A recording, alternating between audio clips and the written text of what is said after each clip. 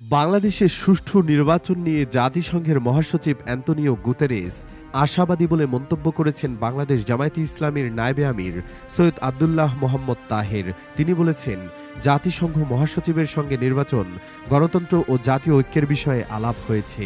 শনিবার দুপুরে বাংলাদেশে সফররত জাতিসংঘের মহাসচিব অ্যান্তোনিও গুতেরেসের সঙ্গে গোলটেবিল বৈঠক শেষে বেরিয়ে গণমাধ্যমের কাছে এ মন্তব্য করেন সৈয়দ আব্দুল্লাহ মোহাম্মদ তাহের। রাজধানীর শাহবাগে ইন্টারকন্টিনেন্টাল হোটেলে এ বৈঠক হয়। জামাতের নায়েবে আমির বলেন, আমরা সংস্কারের ব্যাপারে কথা বলেছি, একটা ফেয়ার বা সুষ্ঠু নির্বাচনের বিষয়ে বলেছি, টেকসই গণতন্ত্র ও জাতীয় ঐক্যের ব্যাপারে কথা বলেছি।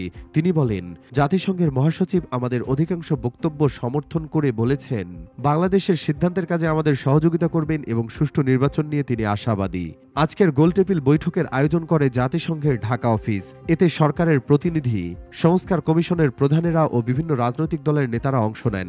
বৈঠকে জামায়াতে ইসলামী ছাড়াও বিএনপি, জাতীয় নাগরিক পার্টি এনসিপি, নাগরিক ঐক্য, বাংলাদেশ কমিউনিস্ট পার্টি সিপিবি, আমার বাংলাদেশ, এবি পার্টি ও গণসংহতি আন্দোলনের নেতারা উপস্থিত ছিলেন। 13 মার্চ বিকেলে 4 দিনের সফরে বাংলাদেশে আসেন জাতিসংঘের মহাসচিব অ্যান্তোনিও গুতেরেস। দ্বিতীয় দিন গত শুক্রবার অন্তর্বর্তী সরকারের প্রধান উপদেষ্টা অধ্যাপক ইউনূস ও অ্যান্তোনিও গুতেরেস কক্সবাজারের উখিয়ায় শরণার্থী শিবিরের প্রায় 1 লাখ রোহিঙ্গা শরণার্থীদের সঙ্গে ইফতার করেন।